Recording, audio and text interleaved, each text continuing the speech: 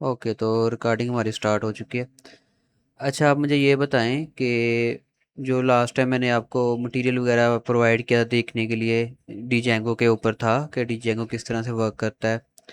कुछ पाइथन की वीडियो थी बूटस्ट्रैप और एचटीएमएल वगैरह था। वो आप लोगों ने देख लिया हुआ है सारा? किस किस ने देखा है? मतलब सबसे पहले आप बताओ, लाइव आपने देखी है कि नहीं सारी वो वीडियोस?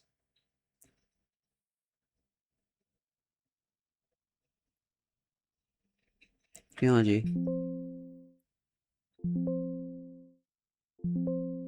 लाइव आपकी आवाज़ नहीं आ रही। आई थिंक आपका हैंड फ्री का कोई इशू है। आप चैट में बता दें आपने देखी है कि नहीं, और ये अपना इशू फिक्स करें। मतलब वाइवा के लिए ना आपकी जो आवाज़ है ये दूसरे तक जाना बहुत ज़रूरी है। आप बस चैट में बता दें देखा है कि नहीं, यस या नो। उसके बाद अरमान आप बता दें। Okay, good.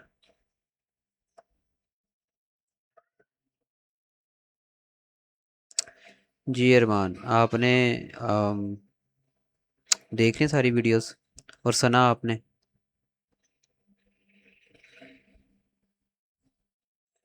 सर प्रॉपर नहीं अभी देखी, तो आप कब देखेंगे प्रॉपर?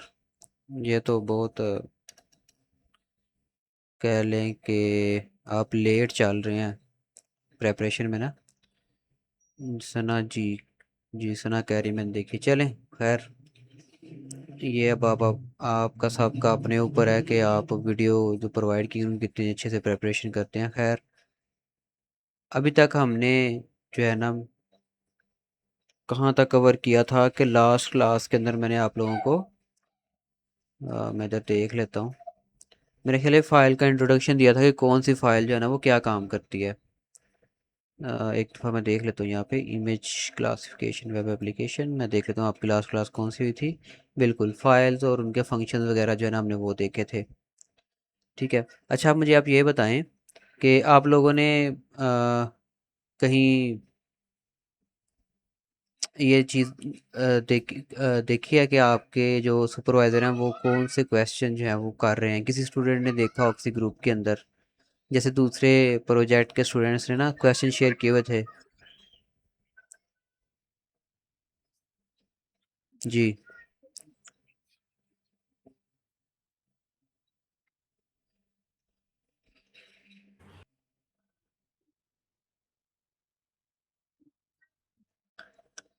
मुझे लगता है आप में से किसी ने भी वो क्वेश्चन वगैरह शेयर नहीं किए। तो चलें। हम्म, अगर फ़र्ज़ करें आपको वाइवा से पहले पहले क्वेश्चन मिलते हैं किसी भी ग्रुप में से, कोई स्टूडेंट कहता है भाई मेरा ये वाइवा हुआ है आपके वाले प्रोजेक्ट का, तो आप वो क्वेश्चन ग्रुप में शेयर कर सकते हो, ठीक है। और मुझे अगर ज़रूरी लगा कि आप लोगों को ये नहीं आते होंगे तो मैं उसके ऊपर फिर क्लास दे दूँगा। अभी के लिए हम आगे कंटिन्यू करते हैं। तो उसके लिए मैं सबसे पहले आप लोगों का जो प्रोजेक्ट है वो ओपन कर लेता हूँ।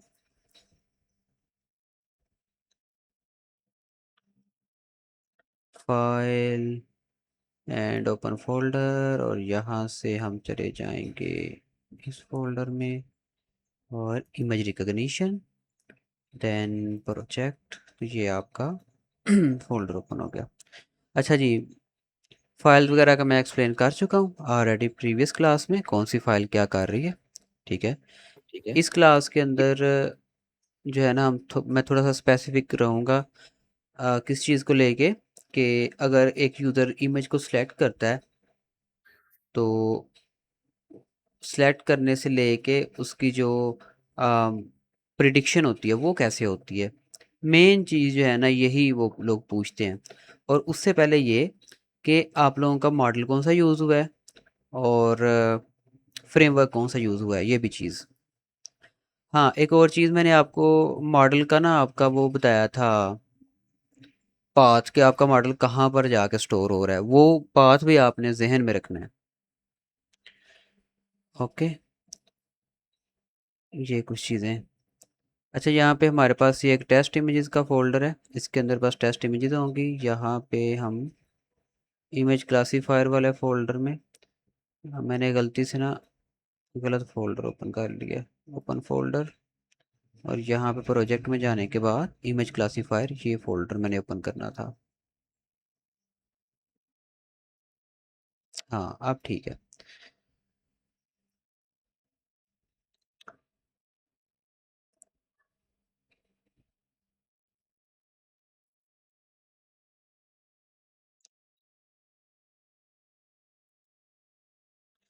अच्छा जी,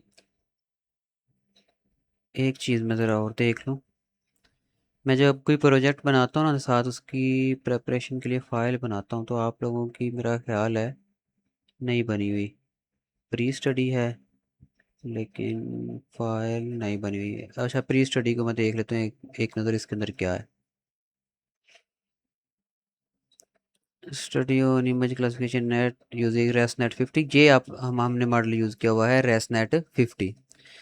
तो अगर आपसे पूछे आपने कौन सा मॉडल यूज़ किया, तो आपने कहना है रेसनेट 50। उसके बाद introduction ResNet 50 when pre trained on the ImageNet data set is a powerful and widely used CNN for image classification. अच्छा जी, ये जो हमारा डाटा सेट है ये प्री ट्रेन डाटा सेट है, और सॉरी प्री ट्रेंड मॉडल है रेसनेट 50। और ये किस डाटा सेट पे ट्रेन हुआ हुआ है, उस डाटा सेट का नाम है इमेज नेट। ओके, कोई किसी भी मॉडल को हमने ट्रेन करना है ना, मैं बड़ी सिंपल सी एग्जांपल से आप लोगों को समझाता हूँ। जब हमने किसी मॉडल को ट्रेन करना होता है ना, तो पहले हम उसको पिक्चर दिखाते हैं जो हम चाह रहे हैं कि लेट्स सपोज एक मॉडल है, वो अभी हमने बनाया है, लेकिन वो किसी चीज़ को प्रिडिक्ट नहीं करता। ठीक है, हम चाह रहे हैं कि वो एप्पल को, अगर हम उसको एप्पल दिखाएं, और अभी के लिए हम दो क्लासेस रखते हैं। जितने जो ऑब्जेक्ट्स होते हैं ना, हम जिनको हम रिकॉग्नाइज करवाना चाह रहे हैं, उसे हम कहते हैं क्लास। ठीक है, तो हम चाहते हैं कि वो लाइक 5 क्लासेस को रिकॉग्नाइज करे। उसके अंदर 5 क्लासेस कौन कौन सी हैं, मैं एग्जांपल दे रहा हूँ। एक क्लास हो जाएगी जी एप्पल की, एक क्लास हो जाएगी बनाना, एक क्लास हो जाएगी कह लें कि हमारी मैंगो की, एक क्लास कह लें कि, बाकी दो क्लासेस लगा लें किसी और फ्रूट की। तो राइट, इस तरह 5 क्लासेस होगी। तो हम अगर उसको ट्रेन करना चाहते हैं ना मॉडल को, तो हमें क्या करना पड़ेगा, उसको हर क्लास की जितनी हम एक्यूरेसी चाहते हैं, हमें उतनी ज़्यादा इमेजेस देनी पड़ेंगी। मतलब अगर हम चाहते हैं कि वो काफ़ी ज़्यादा एक्यूरेट वर्क करे, तो हमें उसको एप्पल की एटलीस्ट 1000 इमेजेस उसको देनी पड़ेगी। 1000 इमेजेस के ऊपर हमें उसको बताना पड़ेगा कि भाई ये एप्पल है, ठीक है। तो वो उसके ऊपर हमें उसको ट्रेन करना पड़ेगा अपने मॉडल को, राइट। इसी तरह 1000 इमेज दूसरे ऑब्जेक्ट की, 1000 इमेज दूसरे ऑब्जेक्ट की, मतलब हर क्लास की 1000 जो है ना इमेजेस देनी पड़ेगी। बाकी हम जितनी एक्यूरेसी चाहते होते हैं, हम उतना ज़्यादा डाटा सेट के ऊपर, उतने ज़्यादा लार्ज डाटा सेट के ऊपर अपने जो हमारा मॉडल होता है ना उसको ट्रेन करते हैं। तो ये जो हमने प्री ट्रेंड मॉडल यूज़ किया है रेसनेट 50, ये इसको ट्रेन किया गया है। एक डाटा सेट आता है उसका नाम है इमेज नेट डाटा सेट। अगर हम इसको वेबसाइट के ऊपर सर्च भी करें इमेज नेट डाटा सेट, तो शायद ये ऑनलाइन पूरा डाटा सेट जो है ना ये अवेलेबल भी होगा। तो मैं इसको यहाँ से कॉपी करता हूँ, और हम ना चले जाते हैं ब्राउज़र के अंदर। ये देखिए मैं सर्च किया इमेज नेट डाटा सेट, तो यहाँ पर ये डाटा सेट हमारे पास अवेलेबल हो गया। अगर मैं इसके ऊपर क्लिक करता हूँ, इमेज नेट ORG, ये एक वेबसाइट है, यहाँ पे ये अवेलेबल है। अम, और इधर क्या क्या चीज़ें हैं ये हम देखेंगे। बाज़ का इस तरह के जो डाटा सेट होते हैं ना, उनकी वेबसाइट के ऊपर ना लिखा होता है कि भाई ये जो डाटा सेट है इसके इसकी क्लासेस कौन कौन सी हैं। क्लासेस मीन ये कौन कौन से ऑब्जेक्ट्स को रिकॉग्नाइज कर सकता है। तो अगर हम इसको देखें, तो इस डाटा सेट के बारे में लिखा हुआ है the most highly used subset of ImageNet is the ImageNet large scale visual recognition challenge. ठीक है, this data set spans 1000 object classes. मतलब ये 1000 जो ऑब्जेक्ट है उनको डिटेक्ट कर सकता है। ठीक है, ये जो डाटा सेट है इसके अंदर 1000 ऑब्जेक्ट की इमेजेस हैं, और वो इमेजेस पता नहीं अब कितनी होंगी। ठीक है, क्लासेस एंड कंटेन्स, ये लिखा हुआ है कितनी इमेजेस कंटेन करता है। ये बन जाए तकरीबन 12,81,167। इतनी इमेजेस हैं सर इस पर ये आपकी स्क्रीन में सही शो हो रही नजर नहीं आ रहा, आप क्या रीड कर रहे हैं? नज़र नहीं आ रहा, तो इट्स मीन कि मेरी जो स्क्रीन है वो स्टक हुई होगी। मैं जी ऐसे दोबारा आप दोबारा कर स्क्रीन रहे हैं। शेयर करता हूँ। वैसे आपके इंटरनेट का भी इशू हो सकता है, लेकिन मैं दोबारा से शेयर करता हूँ स्क्रीन। जी, अब आपको सही शो हो रही है स्क्रीन? जी ठीक है, तो ये मैं इमेज नेट की ना वेबसाइट पे आया हुआ हूँ, ठीक है। और यहाँ पर कुछ इसकी इन्फॉर्मेशन है कि इसके अंदर 1000 जो है वो ऑब्जेक्ट है, और टोटल इसके अंदर जो इमेजेस हैं इस डाटा सेट के अंदर वो कुछ इतनी है, 12,81,000 समथिंग, ठीक है। और इसके अंदर लिखा है 50,000 वैलिडेशन इमेजेस एंड उसके अलावा 1 लाख जो है ना वो टेस्ट इमेजेस हैं इस डाटा सेट के अंदर, यानी कि काफ़ी लार्ज ये डाटा सेट है, और ये कैगल के ऊपर अवेलेबल भी है। तो कैगल एक वेबसाइट है जिसके ऊपर हमें ना डाटा सेट्स मिल जाते हैं, और प्री ट्रेंड मॉडल भी हमें इसी वेबसाइट से मिल जाते हैं। खैर, अब डाटा सेट इस डाटा सेट को यूज़ करके किसी ने एक मॉडल को ट्रेन किया हुआ है, उस मॉडल का नाम है रेसनेट 50, और वो मॉडल 1000 तक जो ऑब्जेक्ट उनको डिटेक्ट कर सकता है, ठीक है। बाकी ये मैं इसके ऊपर आया हूँ इमेजनेट कैगल वेबसाइट के ऊपर आया हूँ, और यहाँ पर ये अवेलेबल है इमेजनेट का जो है वो डाटा सेट। तो अगर मैं इसके अंदर देखना चाहूँ कि कौन कौन सी इमेजेस अवेलेबल है, तो वो हम, अच्छा ये इसके मॉडल्स आ गए, लेकिन यहाँ पर इमेज नेट नहीं है, यहाँ पे कोई और दिए गए हैं।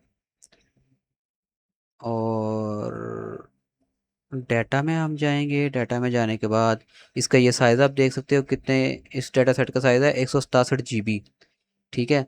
तो यानी कि इस डाटा सेट के ऊपर अगर हम अपना मॉडल ट्रेन करना चाहें ना, हमने तो रेसनेट 50 यूज़ किया जो ऑलरेडी हमें ट्रेंड हुआ मिलता है, उसे हम कहते हैं प्री ट्रेंड मॉडल। लेकिन अगर हम खुद अपना मॉडल इसके ऊपर ट्रेन करना चाहें तो उसके लिए हमें अच्छा खासा रिसोर्स लग सकता है, यानी कि अगर मैं लोकली इसको ट्रेन करना चाहूँ तो मेरे पास एक बहुत अच्छा ग्राफिक कार्ड होना चाहिए, ठीक है। कोई लगा लें वही, बहुत अच्छा ग्राफिक कार्ड होना चाहिए जिसकी कम से कम रैम कोई, कम से कम 8 GB वी रैम उसकी होनी चाहिए। और अगर रैम की बात करूँ सिस्टम की, तो वो कोई 32 GB रैम, इस तरह की स्पेसिफिकेशन चाहिए, यानी कि एक बहुत हाई एंड पीसी लगेगा अगर हम इसको अपने पास लोकली अपना कोई डाटा सेट ट्रेन करना चाहें तो उसके लिए। और अगर ऑनलाइन ट्रेन करना चाहें तो उसके लिए एक गूगल का टूल आता है, उसे हम कहते हैं Google Colab, Google Colab, okay. वहाँ पे हम अपना डाटा सेट प्रोवाइड करके जो है ना अपने मॉडल को ट्रेन कर सकते हैं। लेकिन गूगल कूल ऐप के ऊपर क्या होता कि अगर हम उसके ऊपर ट्रेन करने जाते तो हमें पे करना पड़ना था। गूगल कूल ऐप थोड़ा सा फ्री है, लेकिन वो बस इतना सा फ्री है कि हम बहुत छोटे से किसी डाटा सेट के ऊपर अपना जो मॉडल है ना उसको ट्रेन कर सकते हैं। उससे क्या होता है, डाटा सेट की जो एक्यूरेसी है ना वो सही नहीं होती, क्योंकि मैंने आपको पहले बताया है कि जितना ज़्यादा हमारा डाटा सेट जितना ज़्यादा लार्ज होगा, हमारे मॉडल की जो एक्यूरेसी है ना वो उतनी ज़्यादा अच्छी होगी। तो इतने ज़्यादा लार्ज डाटा सेट को, डाटा सेट के ऊपर हमें मॉडल को ट्रेन करना वो समझ लें कि एक इम्पॉसिबल सा लगता है, ठीक है, फ्री में। तो इसलिए हमने क्या किया, हमने प्री ट्रेन मॉडल यूज़ कर लिया जो कि ऑलरेडी इसी डाटा सेट के ऊपर ट्रेन हुआ हमें मिल जाता है। मे भी इस डाटा सेट के ऊपर ट्रेन हुए और भी मॉडल मिल जाएं, लेकिन रेसनेट 50 जो है ना वो हमारे जो प्रोजेक्ट था उसके अंदर फिट बैठता था, तो इसलिए रेसनेट 50 हमने यूज़ कर लिया। तो ये होगी कहानी हमारे मॉडल की कि ये मॉडल, ठीक है, क्या करता है। इन शॉर्ट, रेसनेट 50 जो है ये प्री ट्रेंड मॉडल है, और जिस डाटा सेट के ऊपर ट्रेंड हुआ है उस डाटा सेट का नाम है इमेजनेट, ठीक है। और इसके अंदर 1000 क्लासेस हैं, यानी कि ये मॉडल 1000 ऑब्जेक्ट को डिटेक्ट कर सकता है। सो ये आपने याद रखना कि मॉडल कौन सा जी यूज हुआ है, ये क्वेश्चन ज़रूर पूछेंगे वो आपसे। उसके बाद मैं इस चीज़ और कुछ देख लूँ यहाँ पे इंपॉर्टेंट है, यहाँ पे वैसे इसके अंदर भी मेंशन किया गया कि 1000 डिफरेंट ऑब्जेक्ट जो है ना वो इसके अंदर है। तो ये फाइल मैं स्टूडेंट को प्रोवाइड कर देता होता हूँ ताकि इसको पढ़ के ज़रा उनके कंसेप्ट में ना ज़रा सॉरी नॉलेज में ज़रा इजाफा हो जाए। बाकी इसके अंदर की कंसेप्ट यहाँ पर लिखे गए हैं, रेसनेट 50 के बारे में लिखा गया है। This is a deep CNN based. अब जो हमारे मॉडल्स होते हैं ना उनकी बहुत सारी टाइप्स होती हैं, लेकिन इमेज रिकग्निशन के अंदर जो ज़्यादातर मॉडल यूज़ होते हैं वो CNN मॉडल हमारे यूज़ होते हैं। और ये आर्किटेक्चर टाइप है हमारे मॉडल की ना। तो आर्किटेक्चर टाइप काफ़ी सारी होती है मॉडल की, अगर हम यहाँ पे सर्च करें, एक मिनट, यहाँ पर आके मैं सर्च करता हूँ आर्किटेक्चर टाइप, ऑफ मॉडल्स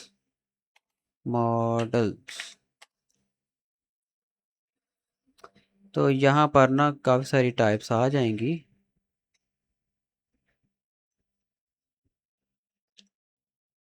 अच्छा, उसने ना क्वेश्चन मेरा सही से समझा नहीं, तो मैं यहाँ पर एआई भी लिख देता हूँ, एआई मॉडल्स। हाँ, तो अब ये देखें, यहाँ पे लिखा हुआ है कि the most common types include transformers, उसके बाद है ये कन्वेंशनल न्यूरल नेटवर्क यानी कि CNNs, उसके बाद यहाँ पर ये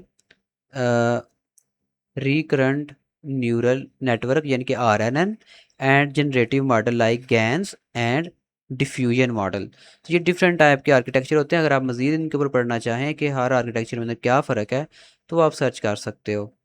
ठीक है, तो हमारा जो मॉडल है, इसका जो आर्किटेक्चर है वो है CNN। ओके, ज़्यादातर जो इमेज रिकग्निशन के लिए मॉडल यूज़ होते हैं ना, उनका आर्किटेक्चर CNN ही होता है, यानी कि कन्वेंशनल न्यूरल नेटवर्क। ये हो गया इसका आर्किटेक्चर। नेक्स्ट, उसके बाद इसके अंदर लेयर कितनी है? 50 लेयर्स हैं इसके अंदर। Noun for its use of residual connection और स्किप कनेक्शन, मतलब इसके अंदर से कुछ लेयर्स को हम स्किप भी कर सकते हैं अगर जब हम मॉडल को यूज़ कर रहे हो। These connection help mitigate the vanishing gradient problem, allowing for the effective training of much deeper networks than previous architecture। खैर, इसको आप इग्नोर कर सकते हो, ये जो आगे लाइन लिखी हुई है, क्योंकि इतनी ज़्यादा इन्फॉर्मेशन नहीं चाहिए। उसके बाद आ जाता है जी इमेज नेट। इमेज नेट अब ये डाटा सेट है जिसके ऊपर ये मॉडल ट्रेन किया गया है, और इसके बारे में यहाँ पे थोड़ी सी इन्फॉर्मेशन है। वैसे तो हमने पहले देख लिया है। और ये मेरा जो सॉफ्टवेयर ये हैंग हो गया। ये क्यों हैंग हो गया भाई? हैंग होना बनता नहीं वैसे इसका। चलिए हम दोबारा ओपन कर लेते हैं फाइल को। ओके, तो ये डाटा सेट की थोड़ी सी इन्फॉर्मेशन है, ये आप पढ़ लीजिएगा वीडियो को पॉज करके बाद में। बहरहाल ये हमने देख लिया, दोबारा देखने की जरूरत नहीं है। उसके बाद आता है pre train model RSNet 50 model with weight from the ImageNet training. वो इसे यहाँ पर लिखा हुआ है कि मॉडल कौन सा यूज़ है, तो RSNet 50 है जी।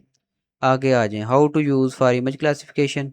नीचे आ जाए, नीचे ये in practice, this is typically implemented using deep learning libraries like TensorFlow, Keras, or PyTorch. The general steps are as following: load the model।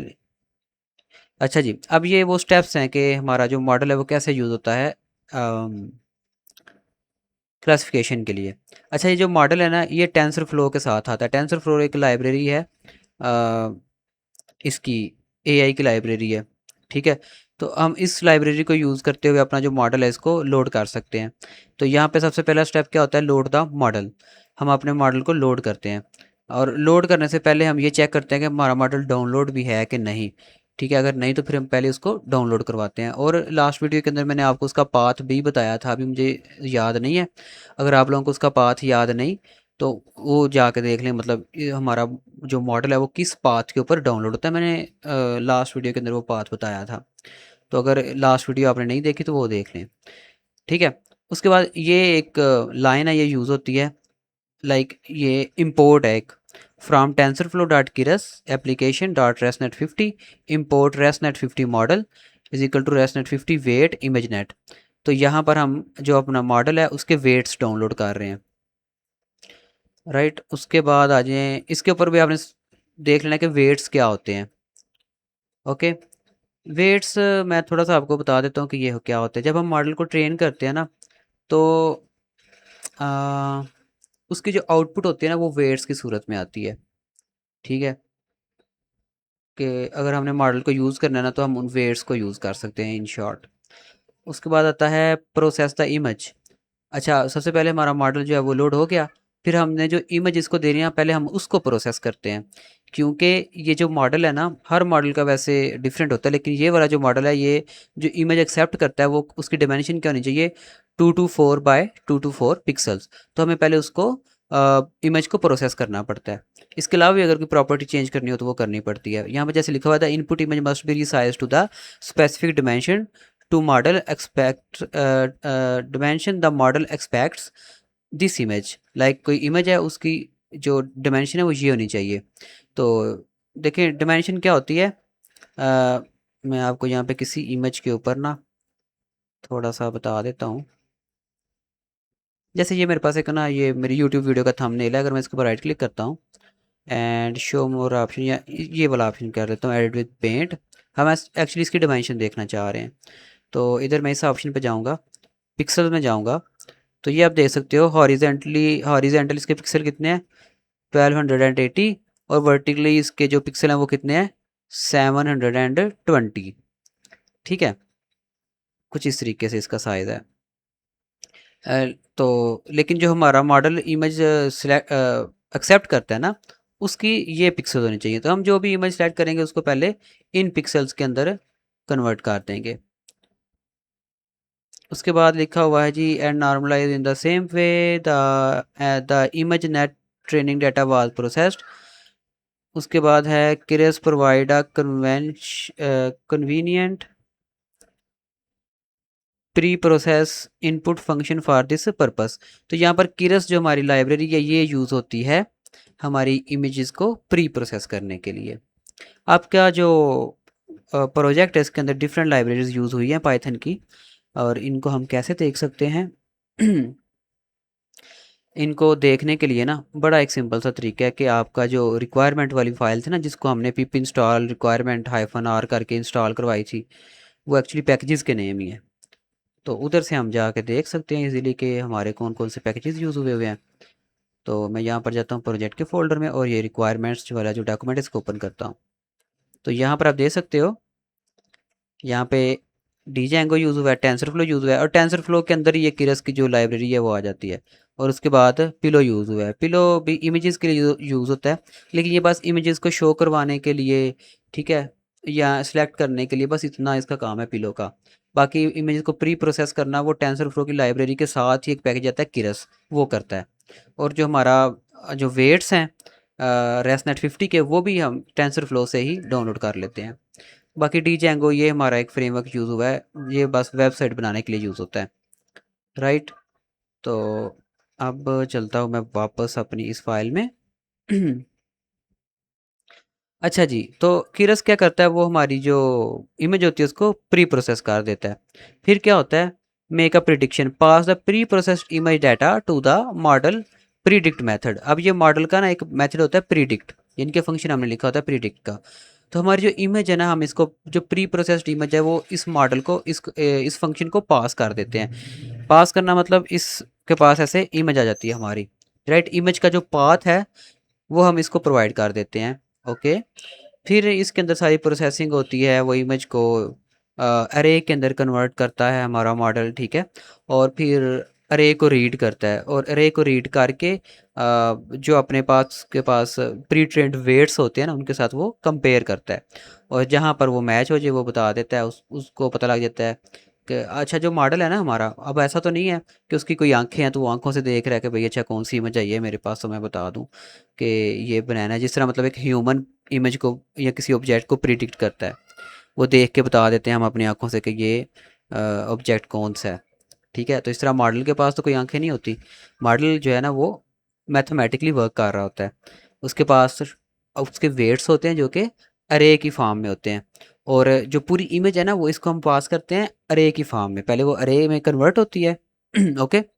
और वो अरे किस तरह से होती है, अरे पूरा मतलब एक ना जैसे वो हमारा वो नहीं होते, क्या कहते हैं हम उसको, सेट्स, आपने सेट पढ़े होंगे, उस टाइप की होती है। मैं यहाँ पर थोड़ा सा ड्रा करके बता देता हूँ, पेंट। तो जो हमारी इमेज है ना वो कुछ ऐसे कन्वर्ट हो जाती है, ऐसे एक अरे में कन्वर्ट हो जाती है, इसके अंदर 0 1 0 1 कुछ ऐसे करके ना ये हमारा जो प्री प्रोसेसिंग वाला होता है ना वो इसको कन्वर्ट कर देता है फंक्शन, प्री प्रोसेसिंग पे कन्वर्ट हो जाती है। या फिर जब मॉडल को पास करते हैं ना, तो मॉडल का जो प्रीडिक्ट वाला फंक्शन है ना वो इसको पहले ऐसे अरे के अंदर कन्वर्ट कर देता है पूरी इमेज को, ठीक है। फिर जो ये अरे है ना, ये जो वेट्स होते हैं मॉडल के उनके साथ कंपेयर होती है, और वेट्स के अंदर जिस अरे के साथ ये ज़्यादा मैच कर जाए तो मॉडल कह देता है लो जी ये फलाना ऑब्जेक्ट है। और हमने जो वेट्स होते हैं मॉडल के अंदर वो भी इस तरह स्टोर हुए होते हैं, और हर वेट को कोई ना कोई लेबल दिया होता है। ठीक है, जैसे फर्ज करो ये अरे है, इन्हीं इन्हीं नंबर्स को आप कंसीडर कर लो, 0 1 0 1 0 1 0 1 0 1, और इस अरे को मॉडल ने लेबल दिया होगा लेट्स सपोज चेयर का, कि भाई अगर ये अरे आ रही है ना तो ये क्या होगी, चेयर। तो अगर इमेज हमने कन्वर्ट किया है और वो इस अरे के साथ सबसे ज़्यादा मैच करती है, तो वो कहेगा अच्छा ये जो डाटा आ रहा है ना ये मुझे चेयर का लग रहा है, तो वो कहेगा अच्छा ये चेयर है। और डाटा जितना ज़्यादा मैच होगा ना, उसका कॉन्फिडेंस स्कोर, एक यहाँ पर मैट्रिक आता है, उसे हम कहते हैं कॉन्फिडेंस स्कोर। तो ऑब्जेक्ट डाटा जो हमारा सॉरी मॉडल होगा ना, वो ये कहेगा कि अच्छा मैं इसके बारे में इतने परसेंट कॉन्फिडेंट हूँ। जितना ज़्यादा अरे से डाटा मैच करता होगा, चेयर की वेट के साथ मैच करता होगा, उतना ज़्यादा वो कॉन्फिडेंट होगा। ठीक है, तो ये कुछ इस तरीके से प्रिडिक्शन होती है। उसके बाद आती है D code the result, the model output a probability distribution across the 1000 classes, मतलब वो 1000 क्लासेस के साथ चेक करता है कि किस किस क्लास से ये कितना कितना मैच हो रहा है data. A decode prediction function can convert these raw probabilities into human readable class label and confidence score। ठीक है, जैसे कि लेब्राडोर, लेब्राडोर एक डॉग का नाम है। ठीक है, तो उसके बाद इसकी जो कॉन्फिडेंस स्कोर लेट्स सपोज वो कहता है 90%, कि मतलब मेरे पास जिसका डाटा है उसके साथ ये 90% मैच कर रहा है। तो जिस भी क्लास के साथ बहरहाल ऑब्जेक्ट सबसे ज़्यादा मैच कर रहा होगा ना, वो कह देगा अच्छा ये फलाना ऑब्जेक्ट है। अब चाहे अगर फ़र्ज़ करें डाटा सही से ट्रेन नहीं है, या लेट्स सपोज किसी और तरह की इमेजेस पे ट्रेन है। जैसे मैं एक बड़ी सिंपल आपको एग्जांपल देता हूँ, कि फ़र्ज़ करें जो को होती है ना, को, अब आपको पता है को ब्लैक कलर की भी होती है, वाइट भी होती है, ब्राउन भी होती है। तो जब हमने को डिटेक्ट करवाना है ना, तो हमें हर किस्म की को, ठीक है, हर किस्म की जो को है उसका उसकी डिफरेंट डिफरेंट पिक्चर्स देनी पड़ेंगी। लाइक फ़र्ज़ करें हमने कोई 100 पिक्चर दे दी ब्राउन को की, 100 पिक्चर दे दी ब्लैक को की। ओके, या इससे भी अगर एग्जांपल को सिंपल रखें, फ़र्ज़ करें हमने को डिटेक्ट करवाना है, हम क्या करते हैं, हम सिर्फ ब्लैक कोज की 1000 इमेज के ऊपर अपना मॉडल जो है ना वो ट्रेन कर देते हैं, 1000 इमेज ऑफ ब्लैक कोज। और जब हम टेस्ट करते हैं ना, हम उसको पिक्चर प्रोवाइड कर देते हैं वाइट को की। अब जिन पे ट्रेन किया वो भी तो कोज थी ना, लेकिन अब हम वो टेस्ट कर रहे हैं वाइट को से, तो वो मैच नहीं करेगा। ठीक है, इस तरह जैसे हम ब्लैक को उसको प्रोवाइड करेंगे ब्लैक को की इमेज, तो वो कहेगा ठीक है ये तो 100% जो है ना वो कोई है, उसका कॉन्फिडेंस स्कोर क्या आएगा, 100%। ठीक है, लेकिन जैसे ही हम उसको वाइट को देंगे, वाइट को की इमेज, उसका कॉन्फिडेंस जो है ना स्कोर, ठीक है, अगर वो उसको लेट्स सपोज उसको को बोल भी देता है, लेकिन उसका जो कॉन्फिडेंस स्कोर है वो बहुत कम होगा। ठीक है, या उसको वो को बोलेगी ना, वो उसको कुछ और ही बोल देगा, या कहेगा ये को है ही नहीं। और नहीं अगर को कह रहा तो उसके अंदर भी उसका कॉन्फिडेंस स्कोर काफ़ी ज़्यादा होगा, कुछ इस तरीके से होता है। तो कॉन्फिडेंस स्कोर हमेशा 100% नहीं आता। उसकी वजह मैंने अभी आपको बताई है कि हमने जो इमेजेस प्रोवाइड की होती हैं वो डिफरेंट डिफरेंट होती हैं। मतलब एक चेयर की इमेज अगर हम प्रोवाइड कर रहे हैं प्रिडिक्ट करवाने के लिए, तो लेट्स सपोज उसका जो डाटा सेट था उसके अंदर उस जैसी कोई चेयर है ही नहीं थी। ठीक है ना, अगर हम उसको लकड़ी की चेयर प्रोवाइड कर रहे हैं रिकग्नाइज करने के लिए, लेकिन जब जब उसको मॉडल को ट्रेन किया गया, तब उसको जो चेयर की इमेज प्रोवाइड की गई है वो लाइक मेटल की थी, या उनका कलर कुछ और था। ठीक है, अब हमारा मॉडल उसको चेयर तो ज़रूर बोलेगा, लेकिन उसका कॉन्फिडेंस स्कोर थोड़ा सा कम होगा, कि वो उसके साथ डाटा 100% मैच नहीं कर रहा होगा। I hope you understand. उसके बाद है transfer beyond classifying general object, the pre trained ResNet 50 model is highly valuable for transfer learning by removing the final classification layer and adding a new custom layer specific to a new data set, easy classify type of leaves and you can train अच्छा, तो यहाँ पर ये लिखा हुआ है कि ये जो हमारा प्री ट्रेंड मॉडल है ना, इसके अंदर हम अपनी कस्टम लेयर भी सेट करके और कुछ न्यू अगर हम इसके अंदर क्लासेस चाहें तो उनको ऐड कर सकते हैं, यानी कि इस प्री ट्रेन मॉडल को हम मज़ीद ट्रेन कर सकते हैं। लेकिन हमने ऐसा कुछ नहीं किया, क्योंकि हमारी जो रिक्वायरमेंट थी उसके हिसाब से ये कंप्लीट था। मतलब हमने बस ऑब्जेक्ट डिटेक्ट करवाने थे। ठीक है, जनरल जो हमारे ऑब्जेक्ट हैं उनको डिटेक्ट करवाना था, तो ये उनको ऑलरेडी डिटेक्ट कर सकते हैं, तो इस काम की हमें ज़रूरत नहीं कि हम एक न्यू लेयर उसके अंदर ऐड करें और मॉडल को मॉडिफाई करें। उसके बाद आ जाए नीचे, object that ResNet 50 ImageNet pretrained can identify, यहाँ पर कुछ ऑब्जेक्ट के पास नेम है जो कि ये आइडेंटिफाई कर सकता है। तो यहाँ पर लिखा है टोटल जो ऑब्जेक्ट है वो 1000 है, अक्रॉस 15+ कैटेगरीज, यानी कि ये 15+ कैटेगरीज का मतलब क्या है कि एक ऑब्जेक्ट है डॉग, अब ये डॉग के आगे मजीद 15 कैटेगरीज को रिकगनाइज कर सकता है ऐसे।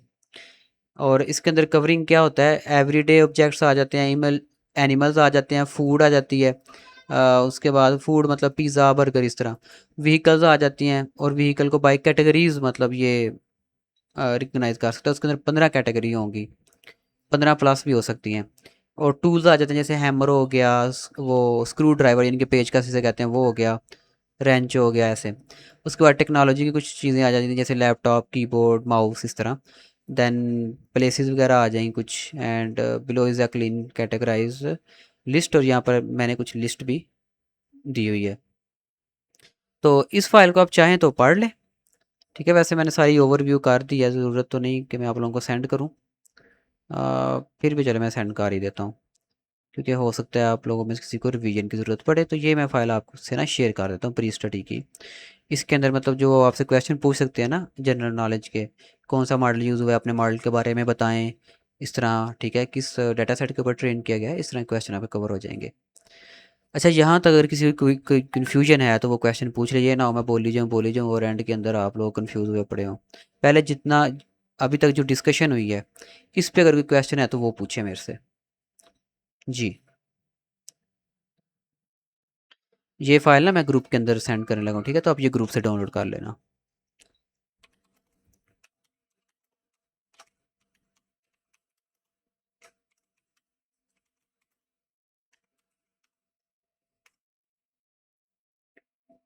हाँ जी, किसी का कोई कन्फ्यूजन हो, चले मुझे लगता है आपको सारी समझ आ गई है। अच्छा, वो मुझे एक स्टूडेंट कह रही थी आप स्टार्ट से रिपीट कर दें। स्टार्ट से क्यों रिपीट करूं भाई, मतलब जितनी क्लासेस ली हैं वो फाइल का इंट्रोडक्शन सारा वो, इसको छोड़ें आप, वो आपको वीडियो ही देखनी पड़ेगी, उसको मैं अभी स्टार्ट से रिपीट यहाँ पे नहीं कर सकता, वीडियो काफ़ी लेंथी हो जाएगी। अभी मैंने जितना एक्सप्लेन किया इसके अंदर अगर आपको कोई कन्फ्यूजन है तो वो मुझे बताएं।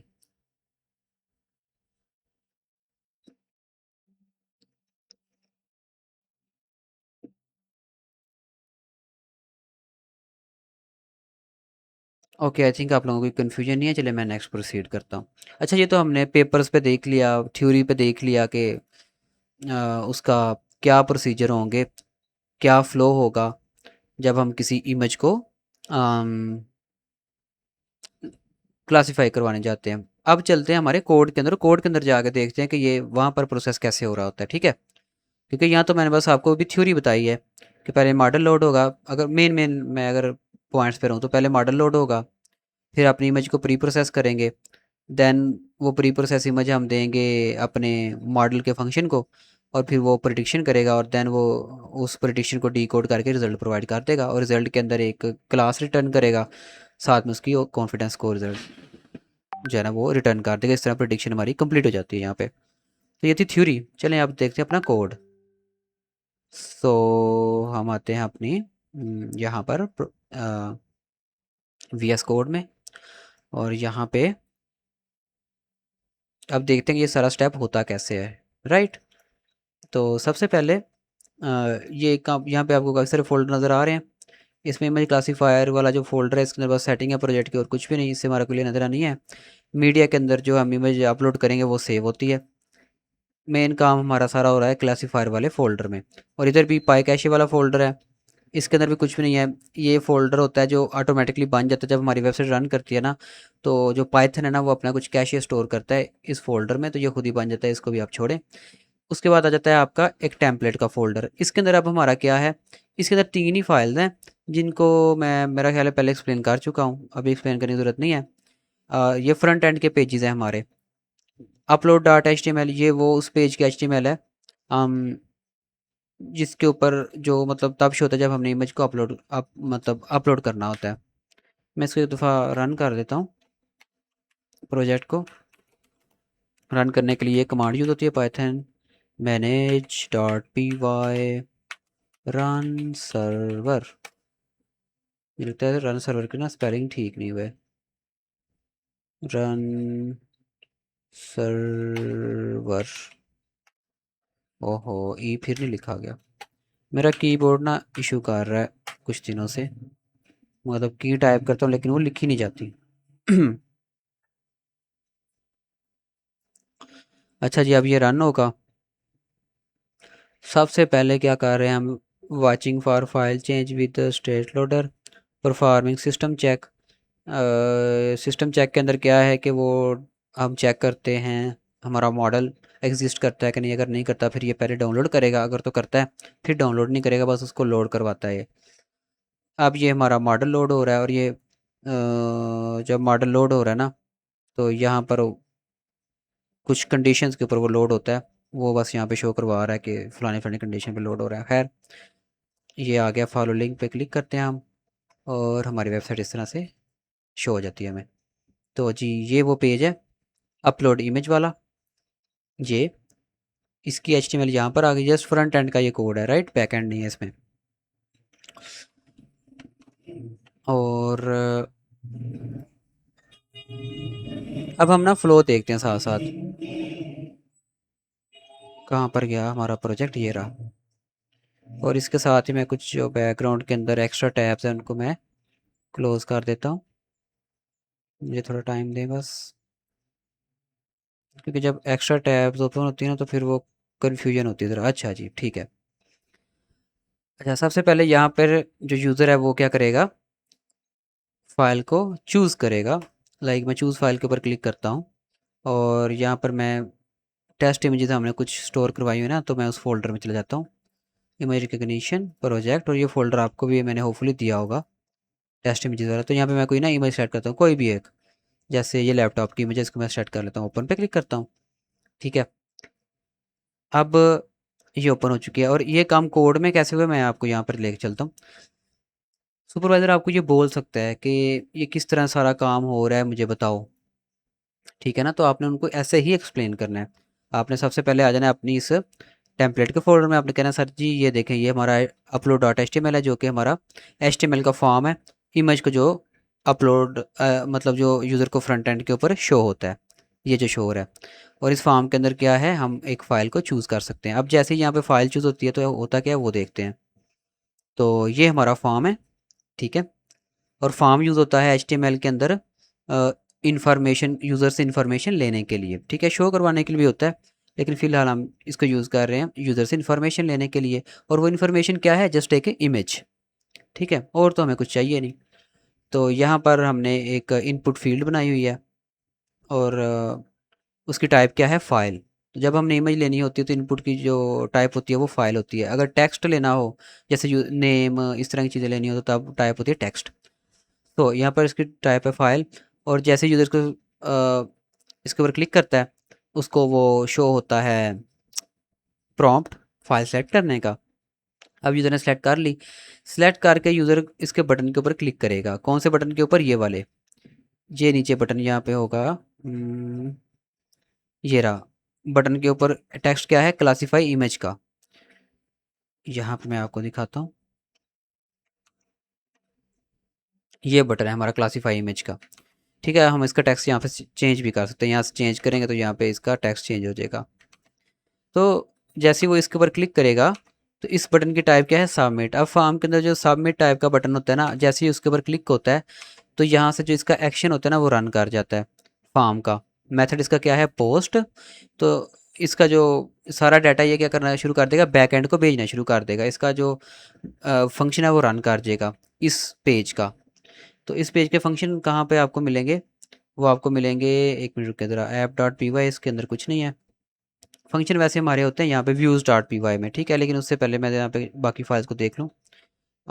मॉडल लोडर.py, तो इसके अंदर बस वो कोड है जो हमारा मॉडल को लोड करवा रहा है।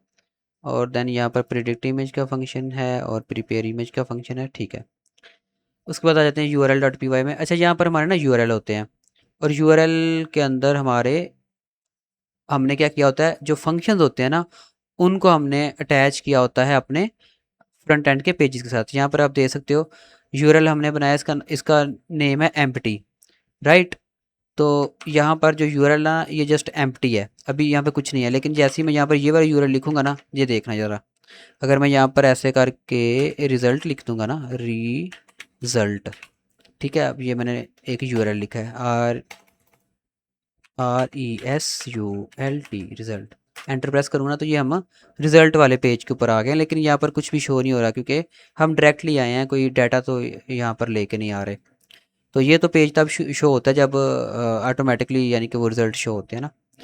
तो यहाँ पर हम यूआरएल के अंदर क्या स्पेसिफाई किया होता है, यूआरएल का नेम, उसके बाद व्यूज़ ये वाली फाइल है, इसके अंदर हमारे फंक्शन होते हैं, व्यूज़ के अंदर से फंक्शन, और उसके बाद इस यूआरएल का मज़ीद आगे नेम होता है। अब ये नेम कहाँ पे शो होता है मुझे याद नहीं है, ये कहाँ पे मतलब यूज़ होता है मुझे याद नहीं है, ये कहाँ पे यूज़ होता है नेम, खैर छोड़ें इसको, मुझे भी याद नहीं है। हमने ना बस ये कि यहाँ पर यूआरएल अपने बनाए होते हैं। और एक चीज़ मैंने यहाँ पे गलत बोल दी थी पहले कि यूआरएल के अंदर हमने फंक्शन और साथ उनके पेजेस अटैच किए होते हैं, नहीं, यूआरएल के अंदर हमने बस फंक्शन अटैच किए होते हैं और जो हमारे पेजेस हैं ना वो इन फंक्शंस के अंदर ही अटैच हुए होते हैं। तो चलिए हम आ जाते हैं व्यूज़ डॉट पी वाई के अंदर। और व्यूज़ डॉट पी वाई के अंदर जब हम आते हैं तो यहाँ पे हमारा अपलोड इमेज का पहला फंक्शन आता है, और इसके अंदर ही हमने अपना जो ये वाली अपलोड डॉट एचटीएमएल इसको अटैच किया होगा। मैं यहाँ पे आपको दिखाता हूँ। ये देखें, ये फंक्शन की डेफिनेशन है सारी, नीचे आ जाए तो ये आप देखेंगे यहाँ पे ये रहा, रिटर्न रेंडर रिक्वेस्ट क्लासीफायर के फोल्डर में से अपलोड डॉट एचटीएमएल। तो हमने हमारा ये जो फंक्शन है अपलोड इमेज का, इसके साथ हमने ये अपना अपलोड डॉट एचटीएमएल को यहाँ पर अटैच किया हुआ है। और बाकी एक और फंक्शन है यहाँ पे रिज़ल्ट का, तो रिज़ल्ट का जो फंक्शन है इसके साथ हमने कौन सा पेज अटैच किया हुआ है, रिज़ल्ट डॉट एचटीएमएल का। ठीक है, तो चलें अब अपलोड इमेज का जो हमारा फंक्शन है इसको हम देखते हैं। अच्छा, उससे पहले ये कुछ चीज़ें हैं, ये आपको शायद हर पाइथन की जो फाइल है उसके ऊपर देखने को मिले, इनको हम कहते हैं इंपोर्ट्स। ठीक है, और ये इंपोर्ट्स हम क्यों यूज़ करते हैं, ये जो हमने इधर अंदर फंक्शन लिखे हुए हैं ना, जो भी हमने ये प्रोग्राम लिखा हुआ है इसके अंदर काफ़ी सारे फंक्शन हैं जो हमने बिल्ट इन यूज़ किए हुए हैं, या कुछ ऐसे फंक्शन हैं जो हमने किसी दूसरी फाइल के अंदर लिखे हैं लेकिन हम उनको यहाँ पे यूज़ कर रहे हैं। तो उसके लिए हम इंपोर्ट को यूज़ करते हैं। अपने पैकेजेस वगैरह अगर किसी और लोकेशन के ऊपर पड़े हुए हैं, ठीक है, तो उनको यूज़ करने के लिए हमें इंपोर्ट्स करनी पड़ती हैं। ओके, जैसे from Django dot shortcut import render, तो ये डिजेंगो की लाइब्रेरी से हम एक फंक्शन इंपोर्ट कर रहे हैं रेंडर का। ये क्या करता है, ये किसी भी फंक्शन के साथ जो फ्रंट एंड का पेज है उसको अटैच करवाता है। जैसे ये देखो अपलोड डॉट एचटीएमएल हमने अटैच किया हुआ है, तो यूजिंग दिस रेंडर फंक्शन। इस तरह अगर यहाँ पर देखें तो हम मॉडल लोडर जो हमारी फाइल है ये वाली, इससे हमारा जो फंक्शन है वो इंपोर्ट कर रहे हैं। कौन सा फंक्शन बोला, प्रिडिक्ट इमेज का। ठीक है, जो कि इमेज को प्रिडिक्ट करवाता है। उसके बाद इंपोर्ट ओएस, तो ये ओएस बस एक लाइब्रेरी है, इनको आप रीड कर लेना कि ओएस की लाइब्रेरी क्या करती है। ये फोल्डर वगैरह बनाती है ओएस की जो लाइब्रेरी है ये। उसके बाद डीजेंगो कॉन्फ, ये लाइब्रेरी है, इससे हम सेटिंग को इंपोर्ट कर रहे हैं। सेटिंग का जो है ना ये क्यों यूज़ होती है मुझे अभी याद नहीं है, इसके ऊपर आप चाहें तो को पायलट से पूछ सकते हैं जो आपको प्रोसीजर बताया था उसके थ्रू। तो अब आते हैं जी अपलोड इमेज के फंक्शन पे। अब जैसे ही यूज़र यहाँ पे चूज़ फाइल पे क्लिक करेगा, हो गया क्लिक, जैसे ही वो क्लासीफाई इमेज के ऊपर ऐसे क्लिक करेगा ना तो हमारा जो फंक्शन है ना वो रन होना शुरू हो जाएगा। अब ये वो फंक्शन रन हो रहा है एक्चुअली, कौन सा फंक्शन रन हो रहा है, ये वाला। अब ये function line by line run होगा, देखें। साथ में मैंने इसको थोड़ा सा इस तरह से कर लेता हूँ,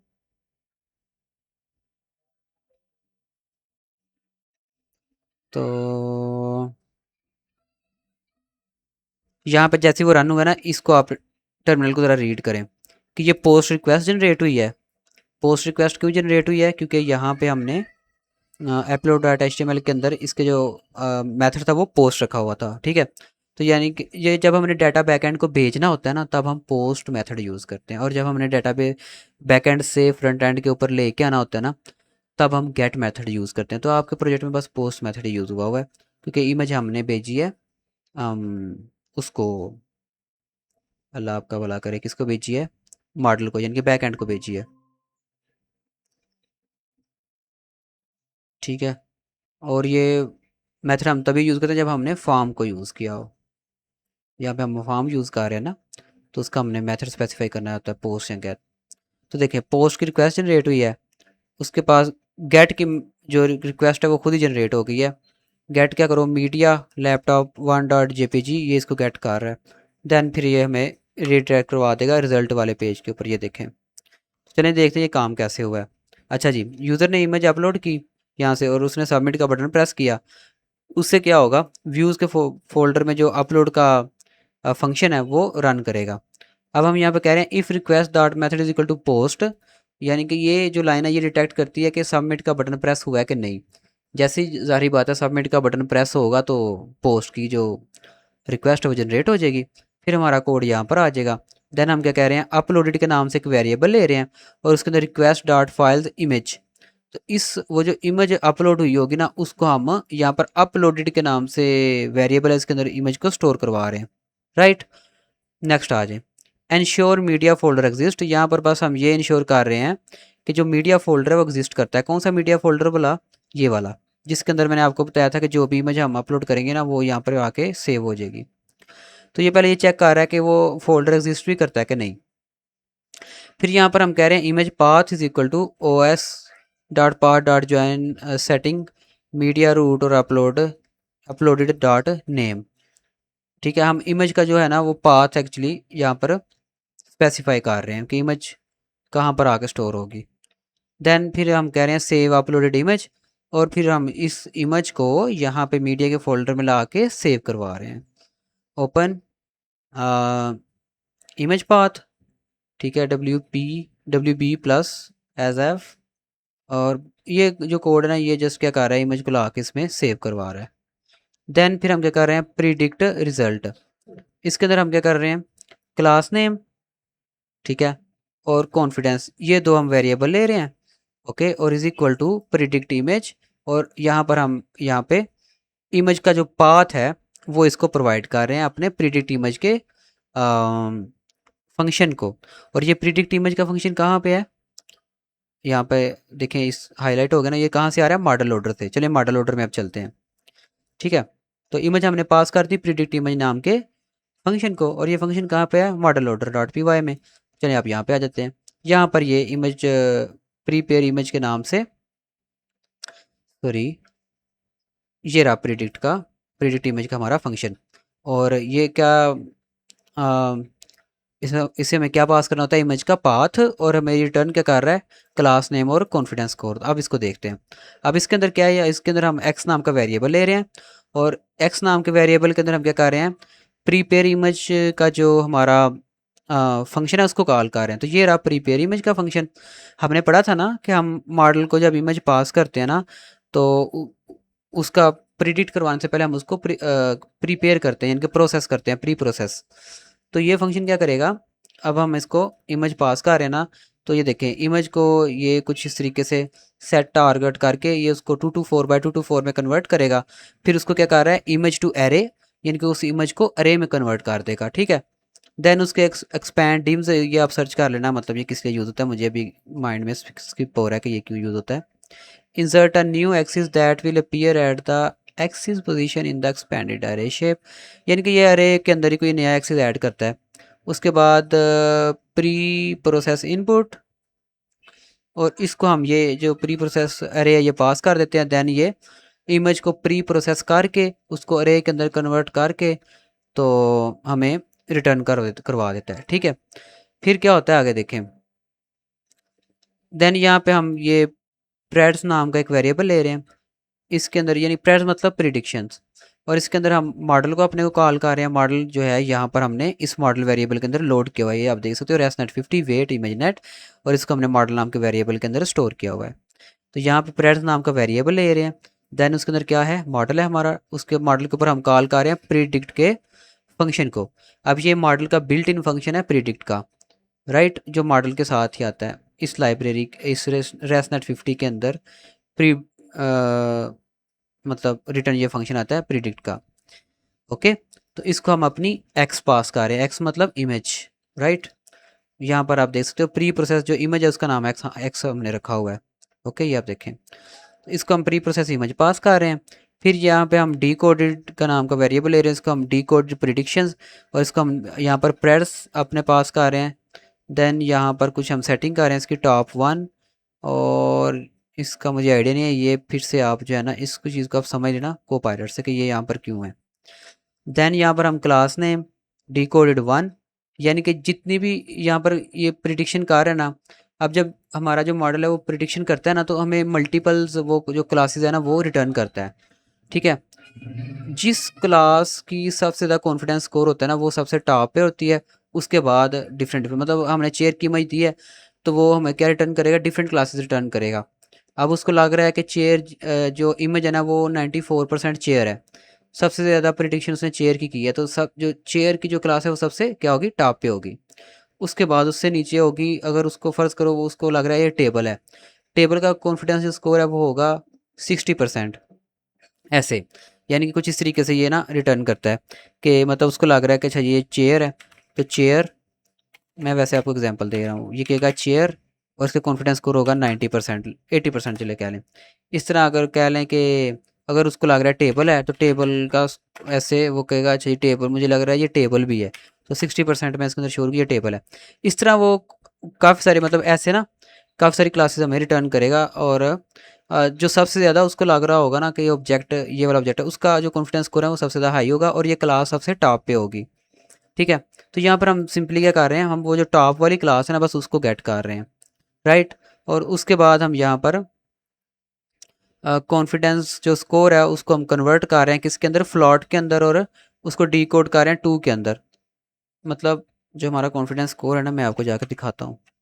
ये देखिए ये किस तरह से आ रहा है, पॉइंट के बाद कितने डिजिट्स हैं, 2।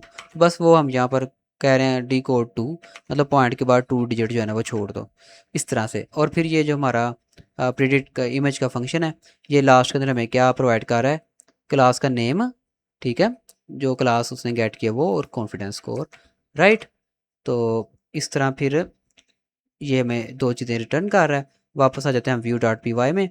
तो यहाँ पे ये आप देख सकते हो, यहाँ पे हम दोनों वेरिएबल ले रहे हैं, क्लास नेम भी और कॉन्फिडेंस भी। तो ये जो फंक्शन है इसमें से कॉन्फिडेंस इस वेरिएबल में स्टोर हो जाएगा और क्लास नेम इस वेरिएबल में स्टोर हो जाएगा। देन हम यहाँ पे रिटर्न करवा रहे हैं, रिटर्न रेंडर, और यहाँ पर हम पेज कौन सा रेंडर करवा रहे हैं, बरा रिज़ल्ट वाला। ठीक है, रिज़ल्ट वाले पेज के ऊपर यानी कि हम ये सारी इन्फॉर्मेशन भेज रहे हैं, क्लास नेम भी और कॉन्फिडेंस भी। ठीक है, और यहाँ पे फिर वही राउंड अप हम कर रहे हैं, मल्टीप्लाई कर रहे हैं 2 से, और उसके बाद ये हम स्पेसिफाई कर रहे हैं कि भाई 2, मेरा ख्याल है कॉन्फिडेंस को मल्टीप्लाई हम करवा रहे हैं 100 से। अच्छा, जो कॉन्फिडेंस है ना ये हमें रिटर्न होता है 0 पॉइंट ऐसे करके, मतलब 0.63। ठीक है, जो मॉडल कॉन्फिडेंस रिटर्न करता है ना वो कुछ ऐसे रिटर्न करता है। मैं कैलकुलेटर ओपन करता हूँ। ये जो हमारा मॉडल है ना, वो हमें जो कॉन्फिडेंस है ना वो रिटर्न करता है कुछ ऐसे, 0 से 1 के बिटवीन कोई वैल्यू रिटर्न करता है, यानी कि 0.1 हो सकती है वो 0.12 ऐसे। ठीक है, आप समझ रहे होंगे, 0.99, ठीक है, ऐसे। और मैक्सिमम जो वैल्यू रिटर्न करेगा वो 1 की होती है। ठीक है, 1 का मतलब होता है 100%। तो उसी को हम जो वो रिटर्न कर रहे हैं, लेट्स सपोज मॉडल ने रिटर्न किया हमें, जैसे अभी के स्नैरियो से देखें तो मॉडल ने हमें क्या रिटर्न किया होगा, 0.63। ठीक है, कुछ ऐसे 0.63, उसके बाद 25 ऐसे। तो हम इसको मल्टीप्लाई करवा रहे हैं 100 से ऐसे, तो वो 63.25% हो जाएगा। ओके, 100% के हिसाब से। तो वो चीज़ बस हम यहाँ पर कर रहे हैं इस हमारे कॉन्फिडेंस स्कोर के साथ। और फिर इमेज का यूआरएल भी यहाँ पे हम प्रोवाइड कर रहे हैं। और ये यूआरएल क्यों प्रोवाइड कर रहे हैं रिज़ल्ट के पेज को, ताकि हम यहाँ पर वो इमेज शो करवा सकें कि भाई ये इमेज हमने अपलोड की थी। तो इस तरह फिर यहाँ पर जो मॉडल ने क्लास रिटर्न की वो यहाँ पे आ जाएगी नोटबुक, और लैपटॉप को ना नोटबुक भी बोलते हैं। ठीक है, उसके बाद कॉन्फिडेंस स्कोर जो है ना वो ये शो करवा रहा है 63.25%। तो ये इस तरह से सारा काम हुआ है।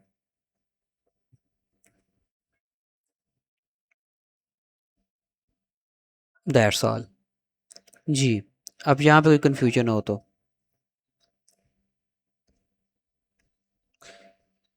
अगर यहाँ तक कोई कन्फ्यूजन है तो आप पूछ लें। मैंने बड़ा सिंपल तरीके से बता दिया कि किस तरह जी वो इमेज फ्रंट एंड से बैक एंड के पास गई, मतलब पहले वो इस यहाँ पर स्टोर हुई, ठीक है, फिर वो हमने मॉडल को प्रोवाइड की, राइट।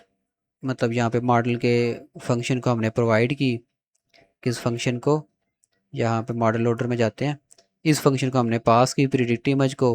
प्रिडिक्ट इमेज ने वो प्रीपेयर इमेज को पास की, यानी कि इस वाले फंक्शन को। इसने वो इमेज क्लीन करके और उसको उसका साइज सेट करके 224 by 224 करके उसको रे में कन्वर्ट करके वापस से इसको पास कर दिया। फिर मॉडल ने जो है ना, मॉडल का हमने फंक्शन कॉल किया डॉट प्रिडिक्ट का, उसको हमने इमेज पास की और उसने हमें फिर इस फंक्शन ने हमें क्लास नेम और कॉन्फिडेंस स्कोर रिटर्न किया। और देन जब ये रिटर्न हो गया इस फंक्शन से, तो उसको हमने फिर रिज़ल्ट वाले पेज को पास कर दिया। और रिज़ल्ट वाले पेज के ऊपर अगर हम यहाँ पे आएँ, देखें ये हम कहाँ पर गया, एक मिनट रुको ज़रा। Views dot P Y, okay. तो व्यूज़ डॉट पी वाई की जो फाइल है, यहाँ से हमने क्लास नेम के अंदर स्टोर किया क्लास का नेम। कॉन्फिडेंस के नाम के जो फील्ड है इसके अंदर हमने कॉन्फिडेंस, और इमेज यूआरएल के अंदर इमेज का यूआरएल पेस्ट किया। अब हमने ये नेम आपने याद रखने हैं, और इनको अगर हम रिज़ल्ट डॉट एचटीएमएल देखें, तो यहाँ पर हमने इनको वन बाय वन पेस्ट कर दिया होगा। मैं यहाँ पर नीचे आता हूँ, तो प्रेडिक्टेड क्लास, और इसके अंदर ये देखिए यहाँ पर हम वो वेरिएबल यूज़ कर रहे हैं क्लास नेम का। ठीक है, यहाँ पे कॉन्फिडेंस स्कोर, और यहाँ पे ये कॉन्फिडेंस हमने यहाँ पे ऐसे प्रिंट कर दिया। और इस तरह से मीडिया यूआरएल यहाँ पर हमने यूज़ करते हुए इमेज भी अपनी शो करवा दी।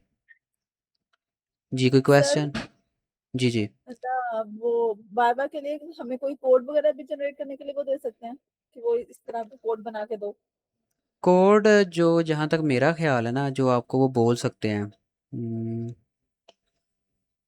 वो आपको बोल सकते हैं कि जैसे मुख्तलिफ ये जो प्रोसेस है ना, इसके अंदर ही किसी प्रोसेस का कोड आपको कह सकते हैं। जैसे यहाँ पर मैंने जैसे पहले थ्योरी बताई है ना, जैसे लोड द मॉडल, तो मे भी वो आपको बोल दे अच्छा मॉडल को लोड करने का कोड लिख के दिखाओ, या इमेज को प्री प्रोसेस लिखने का कोड वो, या make a prediction using models, जो हमारा मॉडल का प्रिडिक्ट का फंक्शन है ये, इसको इसका कोड लिख के दिखाओ।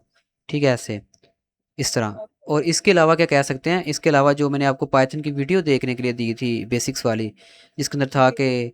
हम पाइथन के अंदर फंक्शन कोई किस तरह से लिख सकते हैं, कोई सिंपल सा फंक्शन, कोई पाइथन के अंदर हमें बोले कि वो लिख के दिखाओ, कोई लूप लिख के दिखाओ, इफ एल्स लिख के दिखाओ, या वो क्या होता है इफ एल्स, इस तरह की कोई चीज़ आपसे लिखवा सकते हैं। ठीक है, अगर जनरल बात करें तो बेसिक्स में से वो लिखवा सकते हैं, और अगर कोड की बात करें इधर प्रोजेक्ट के रिलेटेड, तो इसके अंदर आपको ये चीज़ कह सकते हैं।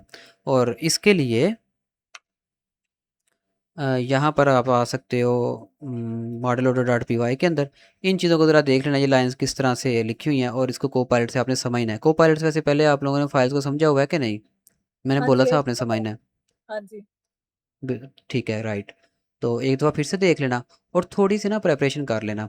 अब ऐसा नहीं है कि आप वर्ड बाय वर्ड लिख के उनको दिखा दें तो फिर ही वो कहेंगे ठीक है, नहीं, वो ना आपका कॉन्सेप्ट चेक कर रहे होते हैं। आपने बस सही। फ्लो याद रखना है, ठीक है। तो अब हमारी ये आपको सारी फाइल्स वगैरह हम लोग ओपन करके रखेंगे? बिल्कुल ओपन करके रखिए। मैं एंड के ऊपर यही बताने वाला था कि कौन कौन सी फाइल ओपन, अभी जो मैंने फ्लो समझाया वो आपको समझ आ गया, किस तरह सारा वो हाँ जी। इमेज का डाटा फ्लो किया है पूरी आपकी वेबसाइट में, किस तरह मॉडल के पास क्या है, किस तरह हाँ जी। प्रिडिक्शन हुई है, सारा समझ आ गया ना, है ना? हाँ जी। तो अगर आपको वो किसी भी पार्ट का कोड लिखने को बोलते तो आप उनको सिंपली यहाँ पर आके ना अपने नोट पैड के अंदर अगर बोलते हैं, फ़र्ज़ करो वो कहते जी हैं प्रिडिक्ट इमेज का जी कोड लिख के दिखाओ मुझे, तो आपने क्या कहना है कि जी पहले हमारी इमेज आ गई, तो यहाँ पे इमेज का हमने यहाँ पे वेरिएबल लिया, इसके अंदर हमारी इमेज जो आ रही है वेबसाइट से, उसको हमने उसका पाथ स्टोर किया। ठीक है, इमेज पाथ, इमेज पाथ के अंदर हमारी इमेज है, और उसको हमने इमेज नाम के वेरिएबल में स्टोर किया। देन हमारी जो इमेज है उसको जी हमने पास कर दिया। हमने यहाँ पे देन प्री प्रोसेस नाम से एक हमने वेरिएबल लेना है, और इसके अंदर हमने अपनी इमेज को, इमेज। हमारा जो फंक्शन है प्री प्रोसेस के नाम से जो फंक्शन है उसको हमने अपनी इमेज को पास कर देना है ऐसे, राइट। उसके बाद आ जाएं आगे, ये प्री प्रोसेस करेगा। देन हमने, आप कह सकते हैं कि जी प्री अपना रिज़ल्ट नाम का हमने वेरिएबल लेना है और उसको हमने उसके अंदर हमने प्रीडिक्ट का जो फंक्शन है हमारे मॉडल का प्रीडिक्ट का फंक्शन है, असल में सारा काम ये कर रहा है प्रीडिक्ट का इसको हमने अपनी जो प्री प्रोसेस इमेज थी वो हमने यहाँ से इसको पास कर दिया ऐसे। ठीक है, यानी कि एक सेंस बन रही है और यस। देन रिजल्ट हमारे आ जाएंगे। ऐसे इतना भी आप कर देंगे ना, डायरेक्ट कोड ना भी लिखे, इतना उनको करके दिखा देंगे, सर कोड तो ज़बानी याद नहीं है लेकिन हमें सारा फ्लो ज़बानी याद है, इतना भी करके दिखा दें तो वो आपको बोल देंगे। बाकी अगर किसी लूप वगैरह का बोलेंगे तो वो तो ज़ाहिर बात है आपको एग्जैक्ट कोड लिखना पड़ेगा। अगर ज़ुबानी नहीं याद, उसका भी कुछ इस तरह फ्लो याद है कोड का, तो आप उनको लिख के दिखा सकते हो। हाँ, ये कभी नहीं कहना मुझे नहीं आता। ठीक है, कुछ उनको करके दिखाओ आपके माइंड में। अगर आपने फ्लो को समझा है ना तो आपके माइंड में वो उसका एक छप जाता है पूरा फ्लो, तो उसको आप थोड़ा सा इस तरह करके दिखाएं। जी, कोई क्वेश्चन होगी स्टूडेंट का? और ये हमारी लास्ट क्लास है, ठीक है, इसके बाद हमारी कोई क्लास नहीं होगी। ओके, फिर मुझे एक और चीज बता दे कि ये हमारा पूरी फाइल आपने किस तरह से किस पाथ से जाके ओपन किया ये बता दे। और जो हमने रिजल्ट फाइल जो आपने खोली थी अभी, मतलब जो हम्म। आपने समझाने के लिए इमेज अपलोड करने के लिए, तो वो कैसे की थी वो एक दफा से दोबारा बता दे बस। क्या मतलब? आपने अच्छा। रिजल्ट फाइल ओपन की थी ना, कि जैसे आपने ना वो जहाँ पे जाके हमने इमेज अपलोड करनी है तो वो क्लासिफाई करेगा कि ना क्या इमेज है, हम्म। तो वो वाली इसके फाइल इससे आपने कैसे। मैं आपको बताता हूँ, इससे पहले मैंने एक क्लास दी थी जिसके अंदर मैंने सारी फाइल्स का इंट्रोडक्शन दिया था। उस क्लास के अंदर वो आपने क्लास देखी है? हाँ जी, देखी तो थी लेकिन बहुत पहले। उस क्लास को फिर आपको दोबारा देखना पड़ेगा। ठीक खैर, है। मैं चलें इस एक दफ़ा ना इसको थोड़ा सा चलें ऐसे कर देता हूँ। ये देखें, ऐसे ही हमारा प्रोजेक्ट ओपन होता है ना, राइट? ऊपर ही नहीं, अब क्लासीफायर हमने का। VS कोड को ओपन किया ना, तो फिर ये फाइल्स हमें नहीं शो, मुझे नहीं शो हो रही। मतलब आपने प्रोजेक्ट अब रन नहीं किया अपने सिस्टम पे अभी तक? आपको ये शो हो रहा है साइड पे? नहीं सर, ये नहीं हो रहा। मतलब तो आपने क्या आपने प्रोजेक्ट मुझसे ओपन नहीं कुछ किया? नहीं करवाया था आपने मुझसे। तो फिर तो ये शो होना चाहिए, मतलब कुछ इस तरह तो होना चाहिए, इमेज क्लासीफायर तो शो होना चाहिए ऐसे ऊपर। मेरी वेलकम स्क्रीन ओपन हो जाती है सबसे पहले। तो उसको क्रॉस कर दें। लेकिन ये साइड वाला तो अच्छा, ऐसा करें, मेरी बात सुनिए, इस तरह तो हम खपते रहेंगे। अब अपनी जी जी। स्क्रीन शेयर करें। ओके। मैं अपनी स्क्रीन शेयरिंग स्टॉप कर रहा हूँ। ठीक है, फिर आप अपनी स्क्रीन शेयर करें। चलें स्क्रीन शेयर करें जल्दी से ज़रा। Okay okay okay. हैं, ये क्या हुआ है? एक स्टूडेंट गायब हो गया अंदर से, उसकी जगह पे एक नया आ गया। पूरे यानी नहीं हुए? पहले वो एक स्टूडेंट था अंदर, अरमान, वो चला गया।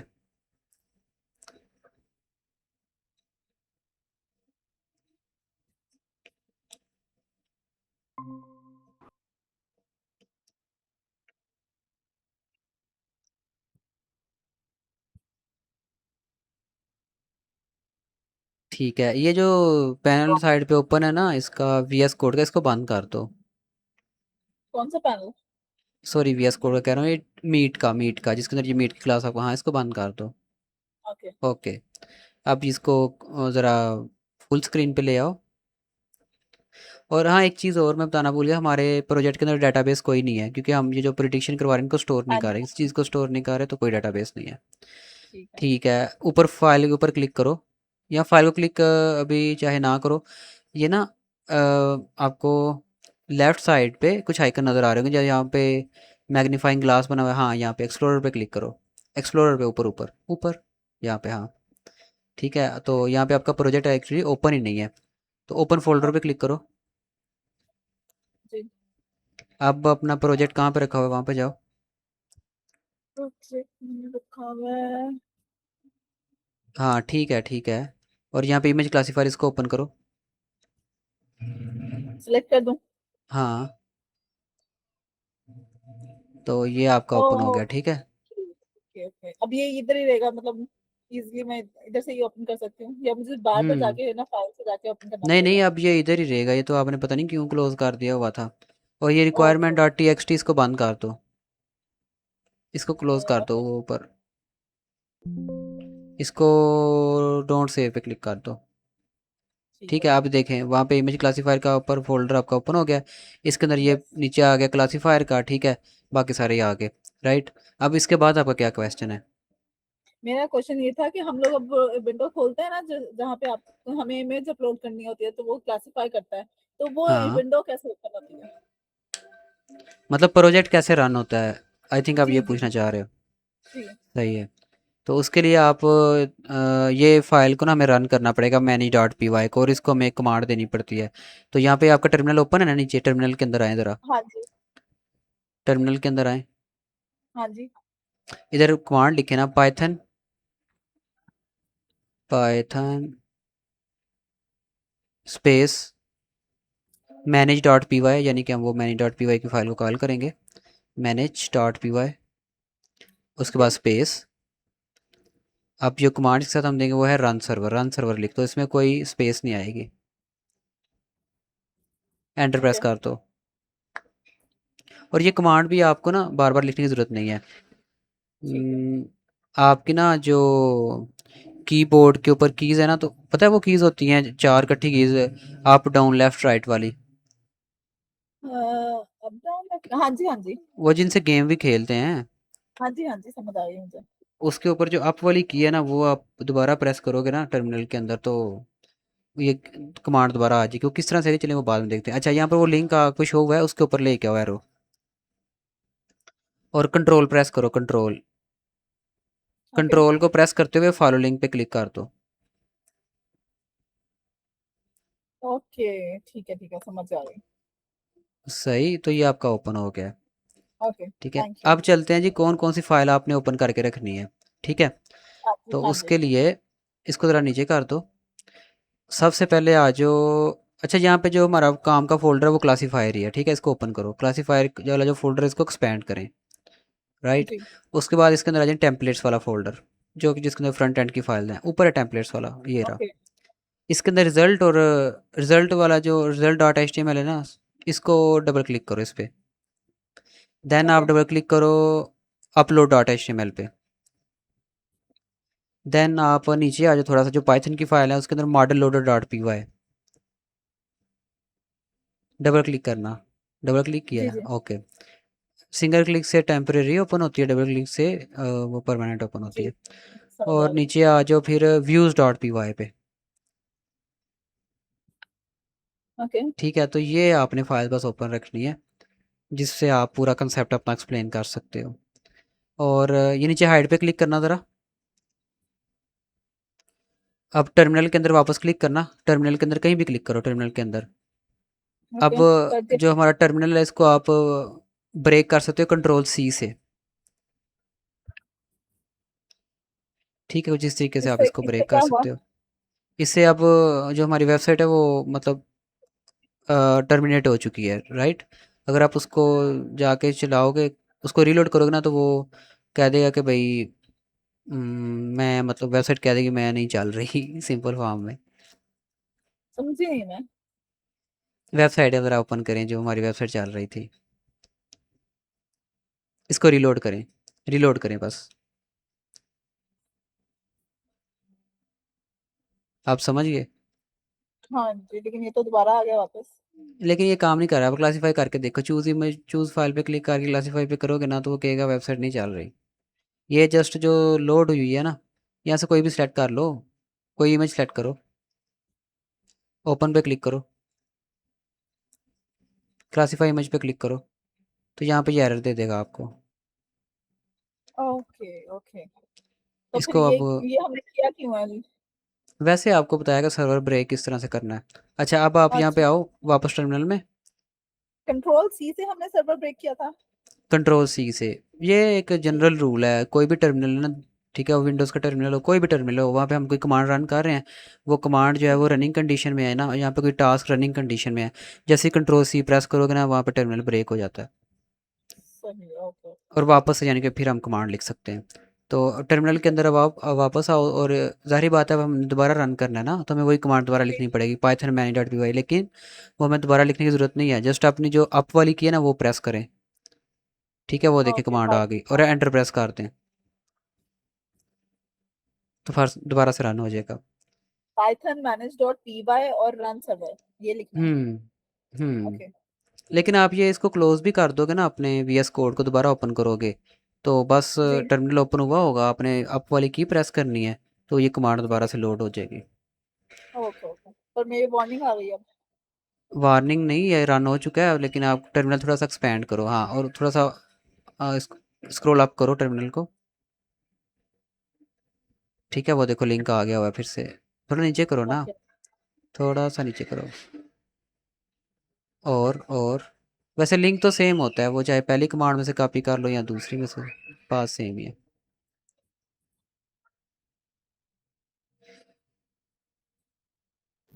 हाँ,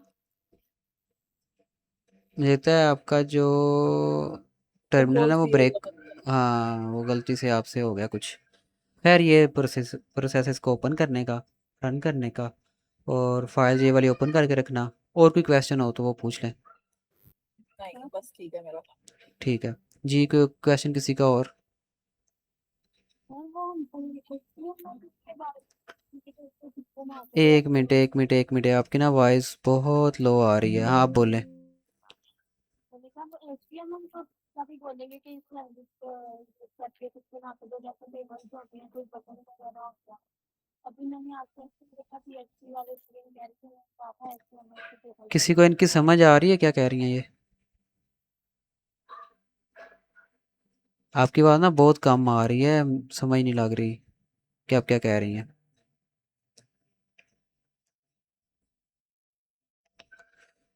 अपनी स्क्रीन शेयर करें ज़रा लाइबा।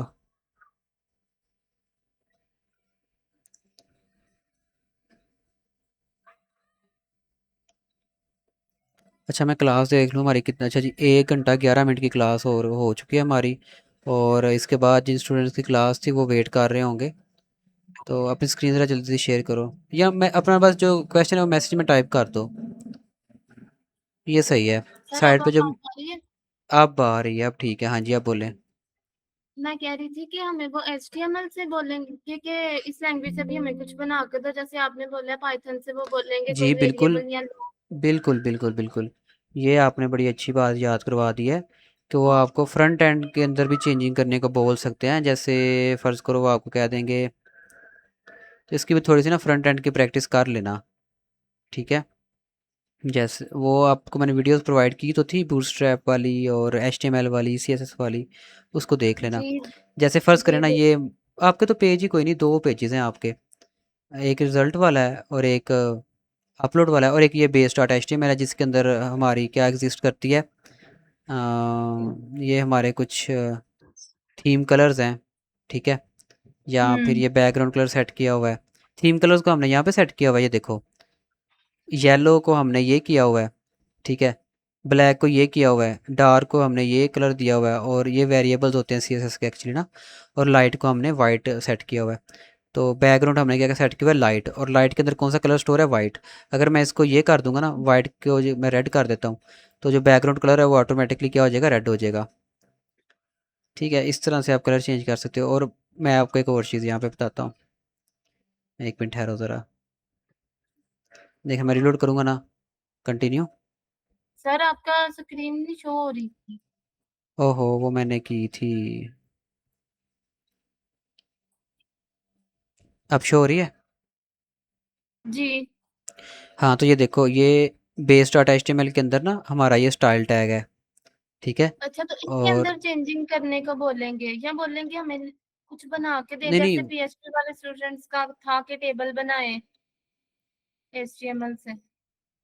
हाँ बिल्कुल बिल्कुल, वही वो टेबल, आप टेबल में भी कह दें। मैं कंफर्म तो नहीं कह सकता, मे भी वो आपको कह दें कि एच टी एम एल, लेकिन ज़्यादा फोकस उनका ना आपका पाइथन की तरफ होगा। ठीक है, ठीक है हाँ, जी। बाकी अगर कलर चेंज करने का बोले ना, जैसे फ़र्ज़ हम्म करो ना, बटन का कलर चेंज करने को कहते हैं, ये बटन है ना, इसका आपको कलर जी चेंज करने को कहते हैं। तो जो हमारे कलर्स हैं ना, इनको हमने स्पेसिफाई किया हुआ है यहाँ पे हेडर, ये base dot H T M L के अंदर आप आओ ना, तो आपकी वेबसाइट के अंदर पूरी वेबसाइट को हमने 4 कलर्स को मिला के बनाया हुआ है। ठीक है, तो आप क्या करो, मतलब फर्स्ट करो बटन का कलर चेंज करने को कहते हैं ना, तो बटन को हमने ये कलर अप्लाई किया हुआ है। यहाँ पर आओ, यानी कि ये कलर है। ठीक है, इसके ऊपर ऐसे आओ और इसको आप चेंज करो, इसको सेलेक्ट करो, या ग्रीन कलर हो गया, तो इसको मैं अगर वेबसाइट को रीलोड जी करता हूँ, कंटिन्यू, तो ये बटन मेरा ख्याल है ग्रीन, वो देखें ग्रीन हो गया। जी ठीक है, इस तरह के जी काम शायद आपको वो बोल दें। तो कलर्स को आप यहाँ से आके चेंज कर सकते हो, नहीं तो पेज में से भी डायरेक्टली जाके आप चेंज कर सकते हो। वो कैसे, जैसे ये बटन है, ये कौन सा पेज है हमारा भी, रिजल्ट वाला, ठीक है। रिजल्ट। आपको पता है ये रिजल्ट वाला पेज है ना, तो जी। ये है रिजल्ट डॉट HTML। और अगर इसके अंदर आए तो इसके अंदर हमने अपना वो ये क्लासीफाई अनदर इमेज वाला अगर फर्ज करें बटन फाइंड करना तो ये इसके एंड पे है, ठीक है। तो जी। इसके अंदर ये देखें क्लास के अंदर आए और BTN थीम लगा हुआ है इसके ना साथ ना। तो इसको अगर आप चेंज करके अगर बूटस्ट्रैप यूज़ करें तो फ़र्ज़ करें वो कहते हैं रेड कलर, तो आपने BTN डेंजर इसको जैसे ही करेंगे ना, अब ये किसकी क्लास है, बूटस्ट्रैप की, BTN डेंजर करोगे, जी। कंट्रोल S, ठीक है, वापस से जाओगे इसको रीलोड करोगे तो हाँ। ये रेड हो जाएगा, वो रेड देखो रेड कलर हो का हो गया, जाता है। जी ठीक ठीक। है। जैसे ही हम इसको BTN थीम पे आएंगे ऐसे, तो फिर जो हमने वहाँ पे कलर स्पेसिफाई किया ना तो वो फिर अप्लाई होना शुरू हो जाएंगे। बाकी बूटस्ट्रैप ठीक। वाली वीडियो आप देख लेना। और अगर कोई बटन बनाने का बोलते हैं तो वो आपको पता है कैसे जी। बनाना है, इसी बटन को कॉपी करके नीचे पेस्ट करके आप वो बटन बना सकते हो। बाकी इसको मेरा कॉपी नहीं कैसे? ख्याल, मतलब फ़र्ज़ करो ना वो आपको एक बटन बनाने का बोलते हैं, फ़र्ज़ करो वो आपको जी। कहते हैं अच्छा जी हमें मैं ये वेबसाइट ओपन क्वेश्चन करता था हूँ। ना आप ही का आया था, हमने कह रहे थे कि एक बटन क्रिएट करके दो, उसके अंदर वो अपनी मैं यूएलएमएस आपको का लिंक लगा के तो उसको क्लिक करें तो आपके एलएमएस पे हम चले जाएं, इस तरह का था। वो वो उन ऐसे स्टूडेंट से क्वेश्चन पूछे जिनका PHP के अंदर होता है, ठीक है। जिन स्टूडेंट का ठीक AI है। के अंदर प्रोजेक्ट होता है ना उनको इस तरह हम्म। क्वेश्चन नहीं पूछते फ्रंट एंड के। ठीक है। लेकिन फिर भी मैं आपको बता देता हूँ कि वो किस तरह बनता है। देखें वो बड़ा सिंपल है यहाँ पे बनाना। अ, ये ना ये यूज़ होता है ए टैग, ए जो एलिमेंट है ना ये यूज़ होता है इस तरह के काम करने के लिए। मैं आपको यहाँ पे करके दिखाता हूँ, देखें आपने ये क्या हो रहा है ये, आप ये ए ऐसे प्रेस करेंगे ना तो इसको आपने इस तरह कर देना है। अब ये जो HREF वाला होता है ना हमारा, हम HREF वाली जो प्रॉपर्टी है इसके अंदर हम जो लिंक देंगे ना ये उस लिंक पे चला जाएगा। अब हमने ना लिंक बनाए हुए हैं अपनी वेबसाइट के अंदर, दो ही तो लिंक हमें चाहिए। यहाँ पर देखो यूआरएल्स में आए ना तो दो ही लिंक हैं, एक एम्प्टी है और एक रिजल्ट स्लैश है। रिजल्ट स्लैश किस लिए यूज़र है, रिजल्ट का पेज शो करने के लिए, और जो एम्प्टी है ना ये जो हमारा जो मेन पेज है, जैसे यहाँ पे अगर मैं वापस अपलोड इमेज पे जाऊँ तो ये देखो ये हमारा ये है, ठीक है। तो अगर मैं यहाँ पे फ़र्ज़ करो यहाँ पे अब मुझे कहते हैं एक और बटन बनाओ, जी। रिज़ल्ट वाले पेज पे मैं बना रहा था ना, मैं वापस से रिज़ल्ट वाले पेज पे चला जाता हूँ, यहाँ से मैनुअली भी जा सकते हैं ऐसे ऊपर यूआरएल से। मैंने यूआरएल टाइप किया स्लैश रिज़ल्ट तो रिज़ल्ट वाले पेज पे आ गया। लेकिन अभी कुछ भी यहाँ पे शो नहीं हो रहा क्योंकि हमने कुछ भी उधर से इमेज वगैरह का डाटा यहाँ पर पास नहीं किया। अब तो डायरेक्ट आया ना इसलिए। तो यहाँ पर एक बटन है हमारे पास क्लासीफाई अनदर इमेज का। अब यहाँ पे वो कहते हैं फ़र्ज़ करो यहाँ पे आप कोई भी बटन बनाने को बोलते हैं तो हम डिफरेंट यहाँ पर एग्जांपल देखते हैं। सबसे पहले आपने यहाँ पर ए टैग बना लेना है, ठीक है। अब इसके अंदर ये जो HREF है ना इसके अंदर आप जो भी लिंक लिखोगे ना वो डिसाइड करेगा कि आप ये बटन क्या काम करेगा, ठीक है। अब फ़र्ज़ करो यहाँ पे इस बटन का नाम आप व्यू LMS कहीं जैसे लगा लो, तो इसको हम लिखेंगे व्यू LMS। इधर बटन का नाम हमने लिखना होता है, ठीक है। तो इसको एक थोड़ा कंट्रोल S करके सेव करोगे और इधर जाके इसको रिलोड करोगे तो यहाँ पर आप देखो व्यू LMS आ चुका है, लेकिन ये प्रॉपर बटन नहीं है। तो बटन शो करवाने के लिए हमें क्या करना पड़ेगा, इसका जो ओपनिंग टैग है ना इसके अंदर आपने लिखना है क्लास, ठीक है, क्लास। इसको हम बूटस्ट्रैप की क्लासेस असाइन करेंगे बटन बनाने के लिए। तो वो क्या होती है BTN, और फिर जो कलर रखना है वो भी हमें प्रोवाइड करना पड़ेगा BTN। जो भी रखना चाहो, अगर डार्क रखोगे तो वो ब्लैक कलर का बटन बन जाएगा ऐसे, ठीक है। इसको कंट्रोल S प्रेस करो, जाके फिर से रीलोड करो तो ये हमें अब नज़र आ रहा है VLMS का बड़ा बड़ा सारा बटन, ठीक है। लेकिन अगर अभी मैं इसको क्लिक करूँगा तो ये एम्प्टी हमने यहाँ पे छोड़ा हुआ है, और हमारा जो एम्प्टी जो है ना लिंक वो किस चीज़ का है, वो है अपलोड इमेज का। तो अगर मैं इसके ऊपर क्लिक करूँगा ना तो भी ये वापस से आ जाएगा इसके ऊपर अपलोड इमेज पे। क्यों नहीं आ रहा भाई, आना चाहिए। हाँ सॉरी, एम्प्टी लिंक को हम रिप्रेजेंट करते हैं सिंगल स्लैश से ऐसे, ठीक है। तो इसको ये थोड़ा कंट्रोल S प्रेस करेंगे, कंट्रोल S प्रेस करने के बाद रिलोड करेंगे। अब ये इफेक्ट करेगा, ये देखो वापस आ गया कहाँ पे, अपलोड एन इमेज पे, ठीक है। अब वापस से मैं ना रिजल्ट वाले पेज पे रहता हूँ, ठीक है। अब चलें, अब फ़र्ज़ करो वो कहते हैं अच्छा एलएमएस को अटैच, तो इस यहाँ पर जो आपका एलएमएस का लिंक है ना वो आपको प्रोवाइड करना ठीक पड़ेगा। उसके लिए आप क्या करेंगे, ये यहाँ पर न्यू टैब ओपन करना और यहाँ पर लिखना VULMS, ठीक है। और ये जो ऊपर लिंक होगा ना इसके ऊपर डबल क्लिक करना लिंक बार को, और इस लिंक को ना कॉपी कर लेना HTTPS समेत, ठीक है। HTTPS vulms.vu.edu.pk, इसको कंप्लीट कॉपी करके यहाँ पे HREF के अंदर ला के पेस्ट कर देना, और Ctrl+S प्रेस करके दोबारा से जाके यहाँ पे दोबारा रीलोड कर देना। जब भी चेंजिंग करके और रीलोड ज़रूर करना है। देन आप VULMS पे क्लिक करोगे तो आप सीधा LMS के ऊपर चले जाओगे, ये देखो, ठीक है। ठीक है। और इधर से आप आप वापस अपनी वेबसाइट में आ सकते हो, तो ये। और लॉग आउट का भी वैसे बोल सकते हैं, लेकिन लॉग आउट का ये हमारे पास यहाँ पे है ही नहीं, ना लॉग इन का सीन है यहाँ पे, ना रजिस्टर का, तो वो तो आपको बोल ही नहीं सकते, ठीक है। तो इस तरह आप एक न्यू बटन बना सकते हो। बाकी ये समटाइम्स ये नेव बार के अंदर ना नया यहाँ पे ऑप्शन ऐड करने का बोल सकते हैं नेव बार में, तो यहाँ पे हमारे पास कोई और ऑप्शन है ही नहीं। अगर ज़्यादा सारे पेजेस हो ना फिर हमारे पास ज़्यादा नेव बार के अंदर ऑप्शन होते हैं, तो एक ही तो पेज है हमारे पास अपलोड इमेज का, तो इसलिए यहाँ जी। पर ये एक ही है। लेकिन फिर भी अगर बोल दें तो नेव बार किसके अंदर है, base.html में, ठीक है। यहाँ पे अगर नीचे आओगे ना तो ये देखो ये नेव बार है हमारी, ठीक है। और इसके अंदर अगर हम ऑप्शन को देखें तो ये ऑप्शन है, ठीक है। ये देखो अपलोड इमेज। ये यूएल मीन अनलिस्टेड, अनलिस्ट मतलब दो टाइप की हमारे पास लिस्ट होती है ना, एक होती है लिस्टेड और एक होती है अनलिस्टेड। अनलिस्टेड और लिस्टेड में फ़र्क क्या है, लिस्टेड के अंदर नंबर शो होते हैं, मतलब अगर इसमें लिस्टेड कर दूंगा ना तो यहाँ पर 1 शो होगा, ठीक है। तो नेव बार को हमने इस तरह से बनाया हुआ है। और इसके अंदर अगर हमने एक और ऑप्शन ऐड करना है तो आप इसी LI को कॉपी करोगे ठीक है। और इसको यहाँ पर पेस्ट कर दोगे, ठीक है। तो यहाँ इसको Ctrl+S एक दफ़ा प्रेस करेंगे, जाके यहाँ पर इसको रिलोड करेंगे तो वो देखो एक और शो हो गया। ठीक है। लेकिन इसको फिर जो भी सेटिंग सिनेरियो आपको चेंज कर बोलें, देंगे। फ़र्ज़ करो यहाँ पर आपको बोलते हैं जी LMS, लेट्स सपोज इसका LMS बोलते हैं, LMS के ऊपर जाए तो फिर यहाँ पर LMS लिखो, ठीक है। और साथ में इसका लिंक भी चेंज कर देना, ठीक है, कुछ ऐसे, ठीक। ओके। तो फिर ये वापस जाना, इसको रीलोड करना LMS, तो इधर करोगे तो LMS पे वापस होगा। ठीक है। बाकी ठीक है, और तो कुछ भी नहीं रह गया। और ये एंड वाली अब क्लास के बाद कोई क्लास नहीं होगी। अगर किसी को कोई और क्वेश्चन है तो वो पूछ लो।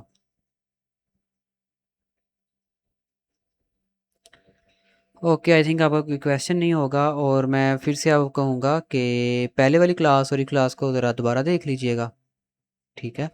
और उसके अलावा हाँ, हर फाइल को खास तौर पे base.html, result.html, upload.html, उसके बाद model loader.py, urls.py और views.py, इन फाइल्स को कोपायलट से दोबारा समझ लेना। तो यही थी हमारी आज की क्लास, इसको अब हम करते हैं एंड। ये फाइल मैंने ग्रुप में सेंड कर दी हुई है for your general information about our model and its data set that use to train our model, ठीक है। आप इसको रीड कर सकते हो। बाकी अब इस यहाँ फाइल को पर तो नहीं ना हम साथ खोल के रखेंगे, नहीं नहीं, ये उस हमारी फाइल को नहीं, प्राइवेसी बिल्कुल के नहीं, लिए। वो तो ठीक है। आपकी मैंने अंडरस्टैंडिंग के लिए बनाई, आपने बस अपना ठीक ठीक है। पर इस तरह देखें VS कोड के अंदर कोडिंग ओपन करके रखनी है, जी और वो अपना जो मुझे पता चल रहा है। हाँ प्रोजेक्ट रन करके रखना है, और अपनी हम्म, प्रेजेंटेशन ओपन करके रखनी है बस। ठीक है। ओके जी, कोई क्वेश्चन हुआ तो आप मुझे पूछ लीजिएगा व्हाट्सएप पे। अल्लाह हाफिज़। ओके।